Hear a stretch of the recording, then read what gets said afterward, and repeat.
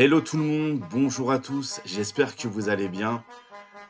Moi je suis content parce que l'été arrive à grands pas et on partira tous en vacances dans quelques temps, ça va nous faire du bien. Des vacances bien méritées, donc j'ai hâte, hein. Nous sommes déjà le 10 juin, ça va passer très très vite et franchement j'ai hâte d'aller me faire bronzer au soleil au bord de la mer là parce que j'en peux plus. Ah bon bref, je sais pas pour vous, mais moi j'ai vraiment hâte de partir en vacances. Donc vivement que l'été arrive au plus vite. Sinon, concernant le Barça, rappelez-vous, je vous avais fait une vidéo concernant l'UEFA qui voulait sanctionner le Barça de 60 millions d'euros pour non-respect du fair play financier. Et je vous avais dit que je vous tiendrai au courant de la suite des événements. Donc c'est le cas, les amis. Donc, toujours sur Mundo Deportivo, l'instance européenne voulait punir sévèrement les ventes temporaires d'actifs, mais la Porta a réussi à en atténuer l'impact en faisant valoir ses raisons auprès de Ceferin. L'amende proposée était de 60 millions d'euros, mais grâce aux négociations, le Barça a pu la réduire à 15 millions à condition de respecter les règles du fair play financier de la Liga et de l'UEFA.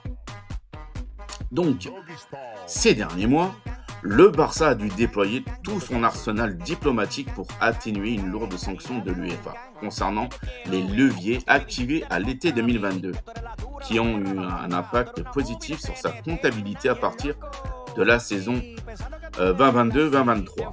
Cet été-là, le club Blaugrana a vendu un pourcentage de ses droits de retransmission télé des matchs de l'équipe première.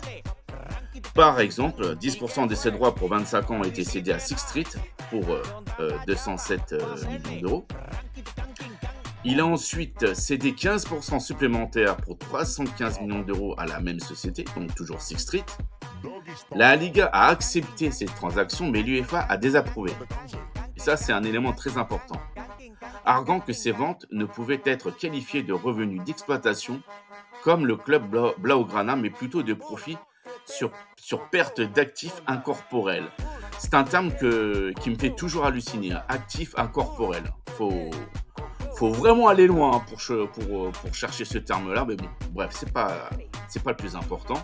C'est pourquoi l'UEFA a sanctionné le Barça en 2024, qui a fait appel devant le TAS, mais a finalement payé un demi-million d'euros, donc 500 000 euros.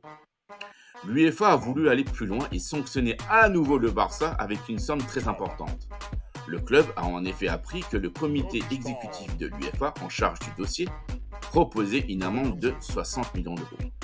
Le Barça, dirigé par Juan Laporta, a entamé des discussions avec le président Ceferin, avec qui il entretient désormais des relations cordiales, après une période de désaccord. Notamment, je pense que c'est par rapport à la Super League. Bon bref, ça c'est un autre sujet. Ils l'ont fait il y a quelques semaines et les deux hommes se sont également rencontrés avant-hier avant la finale de la Ligue des Nations. Pour sa défense, le club a fait valoir que n'étant pas une société anonyme sportive, comme la plupart des clubs, le Barça ne pouvait pas procéder à des augmentations de capital, contrairement à ce que font d'autres concurrents du club catalan, pour améliorer leur marge de manœuvre financière et qui sont autorisés par l'UEFA. Le Barça a expliqué que leur équivalent aux augmentations de capital, étant donné qu'il n'a ni action ni actionnaire, mais des membres qui votent sur la gouvernance du club. Les socios sont des opérations appelées effets de levier. De plus, il a fait valoir qu'une organisation aussi exigeante que la Liga, présidée par Tebas, alias Satanas, moi je l'appelle Satanas, en matière de fair play financier pour les clubs, avait approuvé ces effets de levier à l'époque. Donc, autrement dit, en Espagne, le Barça est autorisé à vendre des actifs pendant une période déterminée qu'il récupère ensuite. Est-ce que vous comprenez ? Pour moi, tout est clair. Suite à ces négociations, selon des sources au sein même du club, Mundo Deportivo a appris que l'amende proposée s'élevait à environ 60 millions d'euros, mais que l'UEFA et le Barça s'engageaient à la réduire à environ 15 millions si le club respectait les règles du fair play financier, de l'instance européenne et de la Liga. Si le club ne s'y conformait pas, il devrait alors payer les 60 millions d'euros. Moi, je pense que le Barça, il n'y aura pas de problème. Tout rentrera dans l'ordre. Compte tenu de l'impact financier de cette amende, le club estime que les résultats exceptionnels générés cette saison sont très élevés et que l'amende de 15 millions n'impacte les comptes qu'en tant que dépense exceptionnelle et est donc comptabilisée à ce titre sans être incluse dans le résultat d'exploitation ordinaire. C'est compliqué, mais facile à la fois à comprendre. Le club est actuellement dans la dernière ligne droite des négociations avec l'UEFA afin de déterminer la nature précise de l'amende et les exigences du fair play financier à respecter. Donc tout ce que le Barça souhaite, c'est rester dans les clous. Voilà, ils veulent faire les choses bien. De son côté, la Fédé espagnole de foot se réjouit de la présence de Laporta à Munich hier. Invité par le président de la Fédé, Raphaël Luzán, il a d'ailleurs été le seul président de la Liga à accepter l'invitation. Donc, voilà. Donc pour moi, tout ça, c'était un problème sans être un problème. Le Barça se conformera normalement auprès de l'UEFA, il n'y aura aucun souci. Et puis voilà. Donc moi, je ne suis pas du tout inquiet. Laporta, il sait ce qu'il fait. Moi, j'ai confiance. Contrairement à Bartomeu, qui est lui qui nous a foutu dans la merde. Mais voilà, je pense que Laporta, pour l'instant, fait bien les choses. Même si il y a toujours des détracteurs comme Victor Font, par exemple.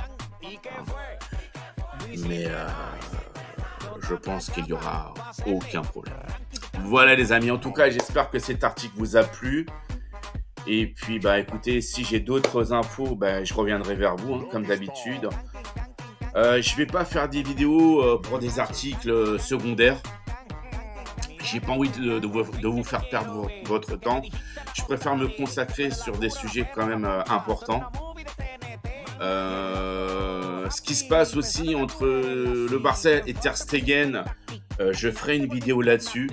Moi, je trouve que c'est un petit peu exagéré.